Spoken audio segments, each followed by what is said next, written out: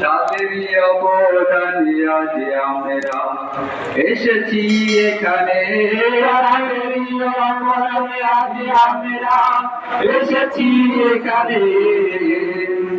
তাসাউফপন্থী লোকেদের কথা অনেক নজরের কারণে, তাসাউফপন্থী লোকেদের কথা অনেক নজরের কারণে আজ হয়েছে প্রিয় প্রতিষ্ঠান, আজ হয়েছে প্রিয় প্রতিষ্ঠান। আজ যদি থাকতো তারা কেমন যে খুশি হতো, আজ যদি থাকতো তারা কেমন যে খুশি হতো। আল কোরআন একাডেমি ফাজিলপুর।